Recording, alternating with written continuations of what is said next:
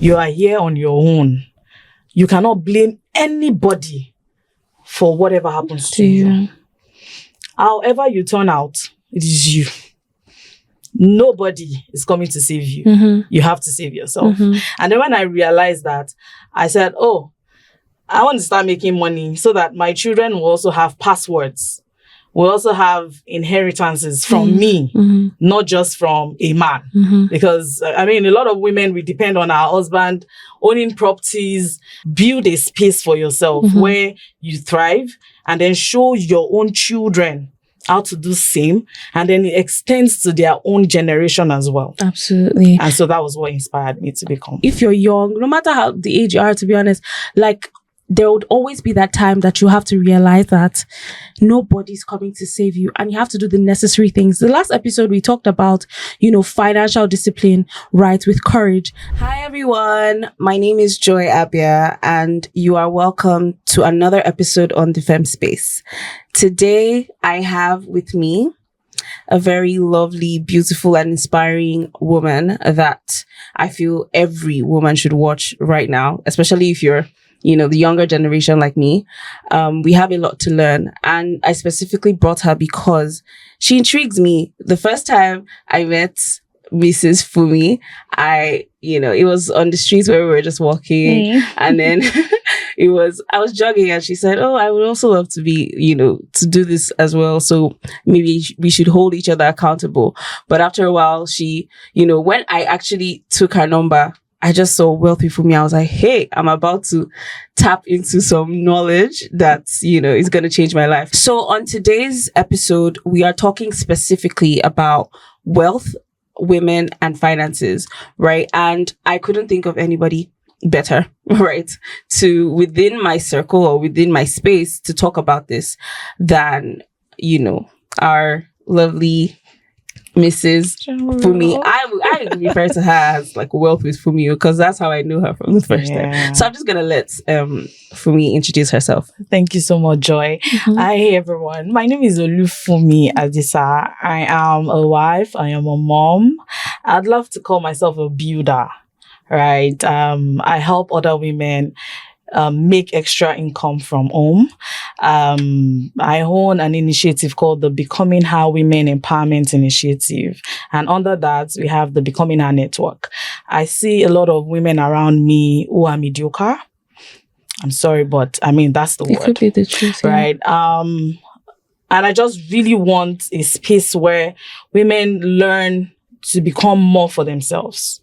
Right. And so I try to ensure that women within my space have their own money, understand their power, and they're able to do more for themselves and for the society at large. So that's what I'm all about. I love that. Okay, so we're going to start the conversation now. So you said you love to see women becoming better versions of themselves, basically. Absolutely. So where does that passion to want to help other women come from? Okay. I like to trace it back to when I started discovering myself. I feel like a few years ago, I was also someone who would just do about anything, right? Just to get by, make money, just be able to live. At the end of the day, I realized that it's more than just me. There are people out there that would depend on you, that would look up to you, and would also get inspired by whatever you do just to be better themselves. So I know that making money is not about me anymore. It's about other people and also for my children. Now, I grew up in a space where I lost my parents very early and I lived with other people. And I realized that the uncle I lived with was someone who would say, oh, go and get a job, do something, and I just felt like, I was pretty young and I'd always be mommy's girl. So that space was new to me, going to get a job, get by, live on your own and all. But that man inspired me to become more. So I would always look for jobs. I was working all my life. Right. Now, that inspiration came from me having to work to pay my bills and my younger sister's own. I had older brothers, right? But they were also trying to fend for themselves. Yes. So I knew at that point that it was about you. You are here on your own. You cannot blame anybody for whatever happens to you. However you turn out, it is you. Nobody is coming to save you. You have to save yourself. And then when I realized that, I said, oh, I want to start making money so that my children will also have passwords. Will also have inheritances from me, not just from a man. Because, I mean, a lot of women, we depend on our husband owning properties, and then we feel like, my husband will pass down the will to the children. What about you? Right? And thankfully, my father left us a property. And that was where we lived in. I mean, I didn't have to now suffer, paying rent. I had to fend for myself, but paying rent was not part of it. And so when I came to that realization, I know that you have to own something of your own. Own something of your own. Become more. Build a space for yourself where you thrive, and then show your own children how to do same, and then it extends to their own generation as well. Absolutely. And so that was what inspired me to become. Amazing. Thank you so much. I think you said something. You said, no one is coming to save you. You have to save yourself. Like, that is the frame, or that is the phrase for every woman in this generation. Because we have, it's just a normal thing. Like I say, when you're brought up in a home, you're not really taught all of these things, like all these very hard things, how to just survive on your own very early. But guys are more free, and they've done like explorations. They've had friends very early, and then, some of us, like me, I used to be very indoors, always inside the house, thinking, okay, daddy's coming, I'll get, daddy's going to buy this for me, daddy's going to buy this for me. And so for a while, I think that's mindset. I just knew, okay, I would do what I want to do, and daddy will do the rest for me. But then at a point, I feel like adulting just really hits, and it's like, nobody's coming to save you. And for other ladies, like other women, especially, I always emphasize it. If you're young, no matter how the age you are, to be honest, like, there would always be that time that you have to realize that nobody's coming to save you, and you have to do the necessary things. The last episode, we talked about, financial discipline, right, with courage. And those are most of the things we emphasize. We emphasize, how you need to build a foundation, a structure for your finances, and, just learn how to, before you get to how to do things yourself. That's always the first step to take. So I'm going to start with, like, okay, so now when you realize no one is coming to save me, what was the journey like? Where did it begin? Where exactly? Okay, so as a young girl, like I said, I had to work. And I remember Chicken Republic was the first place. I'll probably mention them because, I mean, that shaped me. Okay. I learned a lot on leadership from there. Wow, from Chicken Republic? Yes, please. I started with Chicken Republic. I think I'd worked in other places. Okay. I mean, phone booths, what's this thing called? All these ones where you rent video cassettes back then. All those video shops and all that. Yeah. I started with all of those places. But I got a job with Chicken Republic. I remember, I think I was about 17 or 18. I can't remember now clearly. And, they said they were going to pay me, was it 15K? And I was so happy because, I mean, all the while I was making like 3K, 5K monthly. I was so glad. Monthly? Yes. Okay.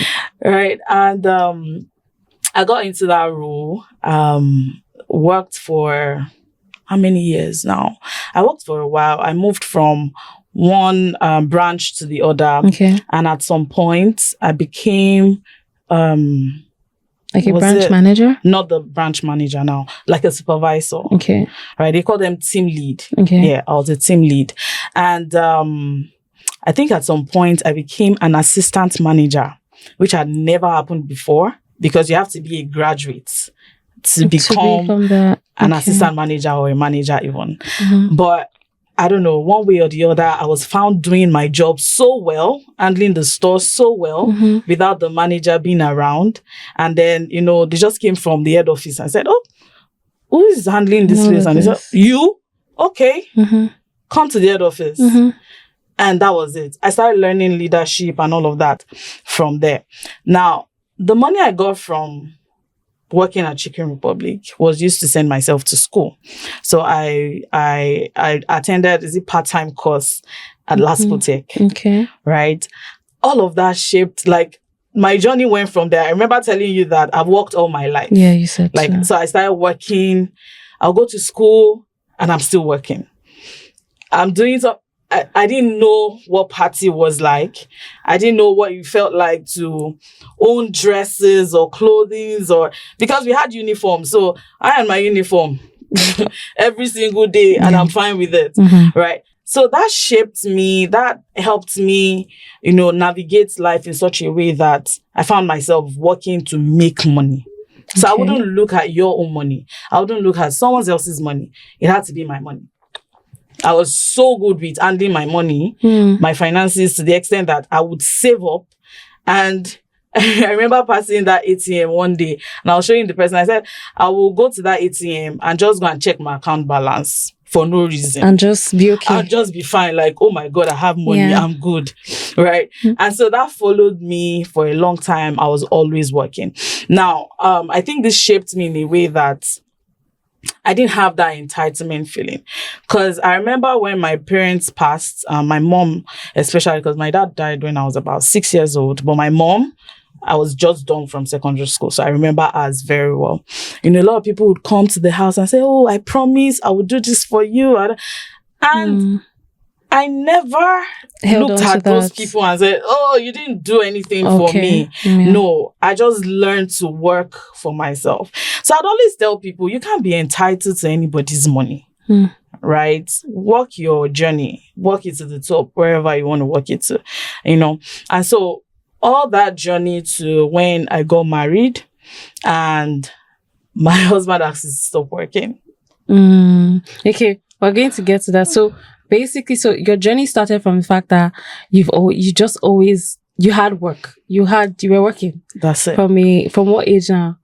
From about 17. 17. Yeah. Okay, so I just want to say generally, I don't know. Maybe for me now, it's been a different. I'll always speak from my experience. It was a different experience, such that everything you're doing back to back. So maybe you go to a private school, you're not able to work on the side. So you have to find like businesses to do. So people's journeys differ. And I think yours has actually been very significant. The fact that from that young age, and those things really do shape, your resilience very early. And that's very commendable. Well done. Thank you. Yeah. So when you now said after you'd worked for a while and then you got married, right? And this is the part I love so much, guys. Can we husband? I feel this is not just a show for women alone. Every man should watch this one too, because Funmi's husband is amazing. So tell us the journey now. I think this is when you started business. Now you started trying different things, right? Yeah. So at this point, when you've known just one system all your life and somebody comes and halts it all of a sudden and says, don't work anymore. Now, it didn't do that because we had so much at that time, but because it felt my pain. I started having babies at that point and I would cry just because I had to get to work the next day. And one day just said, don't worry, don't work anymore. We'll figure things out. But that was the life I knew. So it was quite difficult for me to agree to that. I'm nope, don't worry. We'll make it work. Let me just keep going. But I knew that it was quite difficult because I'd leave home at 5 a.m. every morning and get back around 10, 11. And it was quite difficult. And you were pregnant? Yes. Oh, wow. With my second. In fact, for my first child, my husband was the one who would take him to crèche, everything from 4 months. I just handed the boy over to him. Okay. All right. So the second one, I was heavily pregnant and getting home really late. So it felt for me don't work Don't anymore. work. But because it was a life I knew, I resisted for a bit. And after a while, I said, okay, you know what? Let's just No do it. problem. Now that point of accepting what you're not usually used to, how was that feeling? I know that for a lot of women, you feel like, well, maybe this is not what I should do, or this man should compromise for me instead, or da da da da da. But for me, I felt like I was also done with putting in so much work and gaining very little. I told you how much I was earning at that point, and it was so meager, like it was nothing. And I had to go all the way, all the time. Right. For me at that point, I think I was quite sad, but I think I had to accept, because I was also not doing well with going out every single day for nothing. So you have to really do at the back end of things, you need to do like maybe just access and know that, okay, this is not working for me. Exactly. And then you have to just make the hard choice. Exactly. Whether it's hard, however it is, just make the choice. Okay. Sometimes you just have to make the tough choices. It can be quite difficult sometimes, because I know a lot of us still pray for clarity right now. And then when they tell you the exact thing to do, you still say no, because you're not used to that life, right? For some people, if you say, oh, save 90% of your money, they're like, how will I buy the wigs, the bags, the whatever?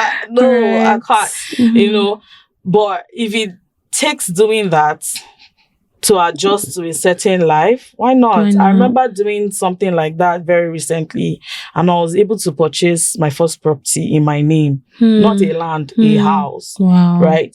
It was just me being dogged, like, I'm going head on for this, like, I'm getting this. Because I know that one of my goals would be to have landed properties, houses, left behind for my children and their own children. I've always said it. So if it takes you dropping some things, some habits, some characters, some traits that, or things that you can just leave behind and just use that to get, we call it, what's this thing when they say, there are things that you can sacrifice. I've forgotten the word they use for it now. Delayed gratification. Thank you, Julie. That's the word. Delayed gratification. When you want to delay and just quickly get something, but some people find it very difficult because to them, I'm not carrying that Louis Vuitton for a year. What do you mean? Adjusting to that life. Or when you tell somebody, move out from the apartment you stay now, look for something or somewhere little to stay for now, just to be able to gather, they can adjust. Adjustment. Right? Yeah. And we have to get to that point where we look at what we want, compare it to what you actually need, and go for it. Right. Yeah. So that's why a lot of people struggle with saving. I digress. Right. Back to what we'll go back to that. Yeah. So your journey, you started, you're like you already told me, you're in the decision. We're on that decision that you made to stop working.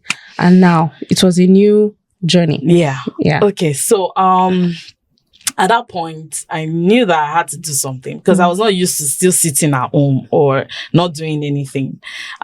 So my head was always operating 24/7. I mean, yesterday I still did a video saying now that I am on very low cut, if I look closely, I'm sure I'll see flames or it's coming out from my face. The way I think, yes, you were. I always want to have my hands on something, doing something. Like I can't just be idle, right? At that point, I needed to do something. Okay. And so I started thinking a lot. I wrote a book on this one, talking about how I transitioned from being a 9-to-5 to getting a job done on my own, like a business. Okay. So my husband had said, learn any skill, any trade, any whatever. I tried makeup, epic fail. I didn't even go for like more than 2 weeks and I'm like, I'm done. I tried sewing. That didn't work as well. Okay. And at the end of the day, I just said, you know what, let me just relax and see if something will come to me.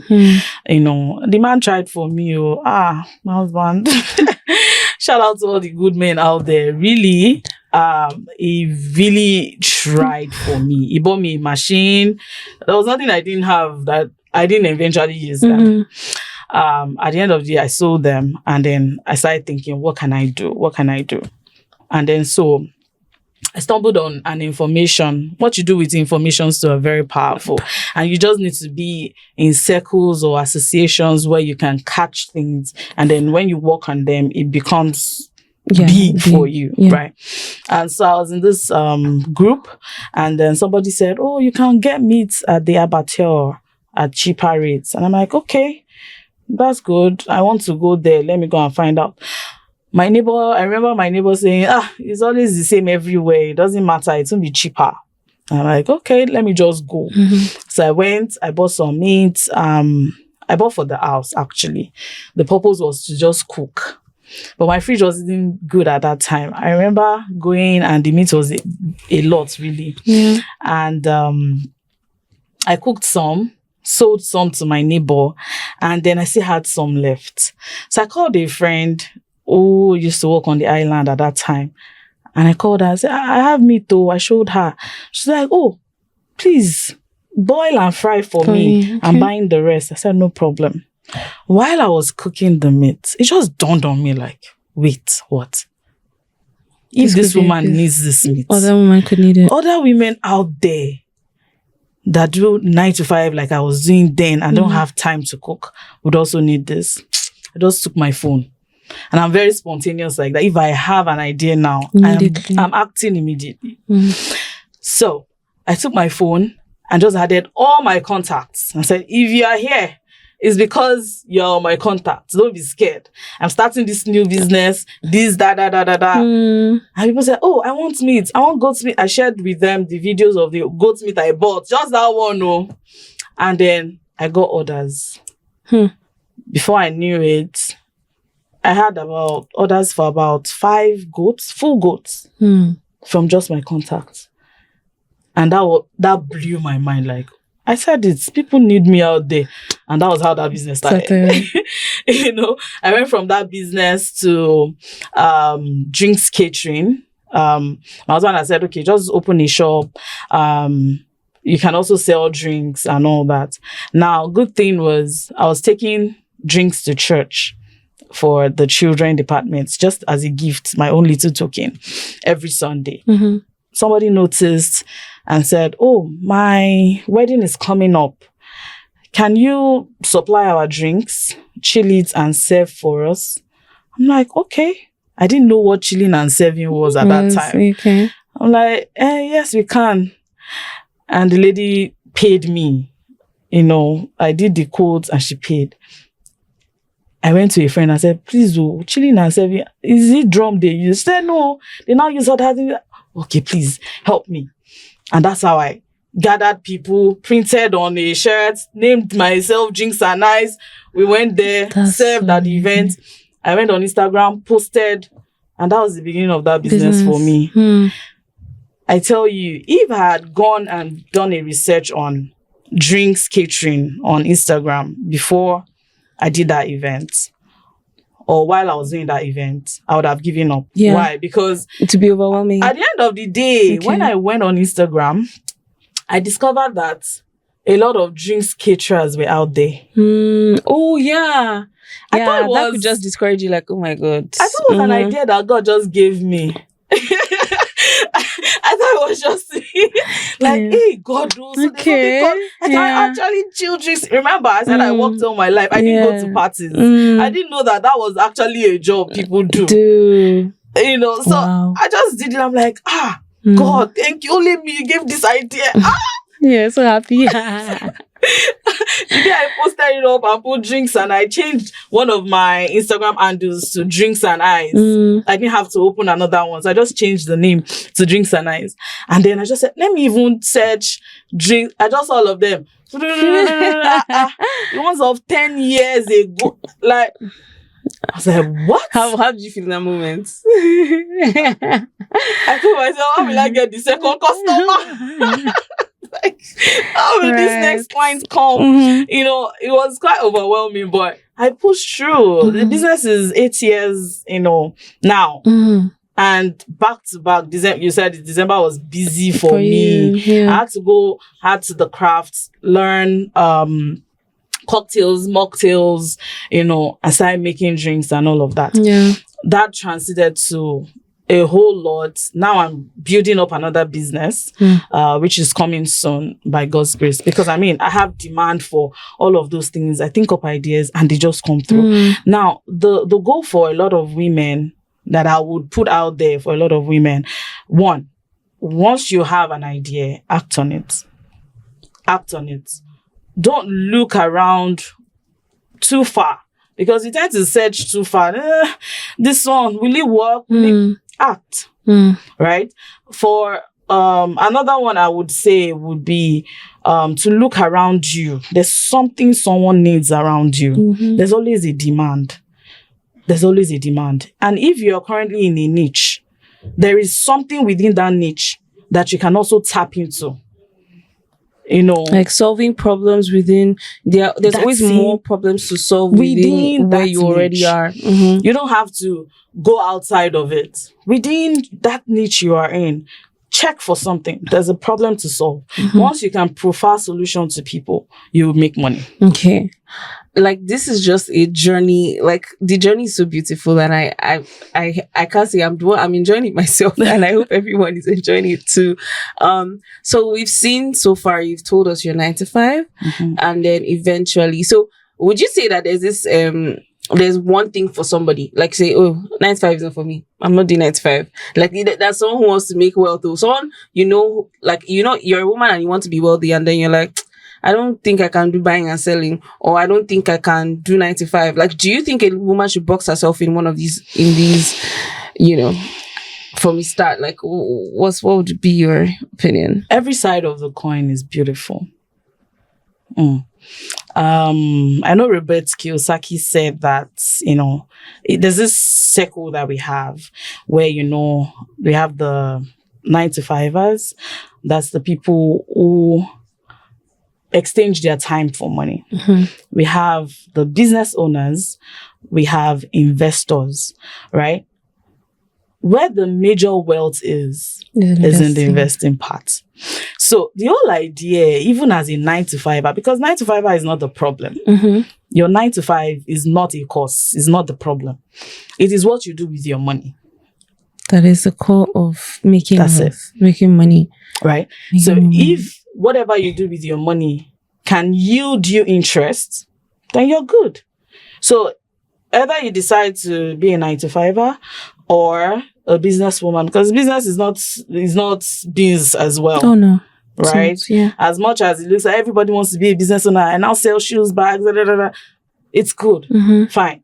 But it has a lot to take from you as well, right? And until you build your business in such a way that it will not demand you being present, you are not running a business yet, right? You're not one of those CEO of this.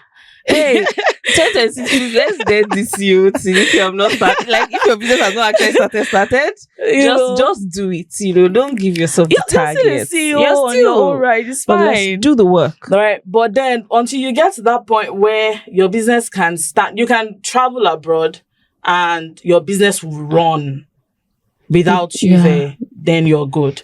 Because I'm a business owner, I'm the CEO. You're the receptionist. You're the customer care person. You're your accountant. You're everything. So it has its own pros and cons, right? Same as a 9 to 5. I was saying it that for 9 to 5, a lot of people hide under the security of that job. Because you know that at the end of the month, you will get paid. Something. So it could. So I think everything still even boils down to mindset and fear safe. Exactly. Like if you're even in, like, there are 9 to 5ers with big investments in some big places, and I think that's also even broke because I used to have this fear of, I don't want to sit down and give all my time to one thing, to a place, and then I'll not be able to do things for myself. But then I still like just entering some core circles, and I'm just seeing that, oh, this person he owns this property, and then what do you do? I work in the bank. Like, Oh my God. It's mindset and exposure as well. Exactly. That we need to, So like I said, whatever you do with your money It's is a what COVID. investments. A lot of people don't understand. That's where the wealth with Funmi came in from. Oh, okay. Right. I learned Forex for a bit. Not for a bit. I was in Forex for about 4 years. Was it only were you doing that only? Was that the only thing you were doing? Okay. Alongside every other thing I was saying. So I added Forex into it. I think it came from me investing in a foreign exchange company first. They paid me back. But I got curious, like, how do you make this money? I don't want to give my money to you to do for I want me. to be sure what's going on in the foreign exchange market. And it was quite interesting. My husband was interested as well, so we just decided to learn. So I learned what Forex was all about. I understood stocks, where you put your money in, what you do with all those things, and they helped me. And so I started helping other women get on board, come and learn Forex, if you have money, spare cash. Now, not for someone who's probably struggling to still, don't do that with Forex yet, because Forex would... You cry. Forex will take some things away from you before it gives you, right? You have to learn before you earn, right? And so in the course of learning, you would also lose some money, right? And so all of that was what I would always preach to people until I just decided, okay, how about help people with their business instead? So I started becoming a guide for business owners. And this was how long after you had, maybe had some form of, what's it called now? That your business is doing well and structure, you're able to preach this thing. Like, how long was that when you started teaching? I think I'd done my businesses for about 5 years before I moved into Forex. Okay. And then after foreign exchange for a while, I decided on starting the Becoming a Network. So that's a place where I could now help women build their business, guide them on, structures, marketing, and sales. Yeah.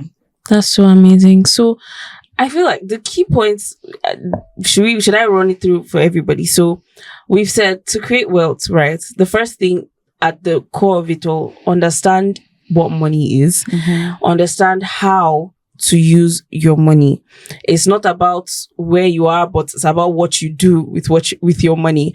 And if you want to create wealth, you have to conquer the fear of boxing yourself to one thing. Maybe you've tried for a certain, leave the fear and cut down on those lifestyles that you probably want, and then like the decisions to leave, like to stop stop your 9 to 5 and be starting to try other things. You can try, I would say also, you can try, there's always a window where you can try different things, especially when there's a form of security. Like when you know that you are at this place, if you have some kind of responsibility, you may not be able to take it on. But she had that confidence because her husband said it, and it's in her heart. She's like, okay, maybe this is probably, I should do this too. So there's a certain window where you can give to try some certain things. If you're probably still young and you are looking for making money, looking how to make money, I started trying this journey of, trying to make money almost around the same age you said, like I said, maybe 16. So, but I think my journey started in reverse, because I was like, I want to start Forex first. I was doing Forex as a student.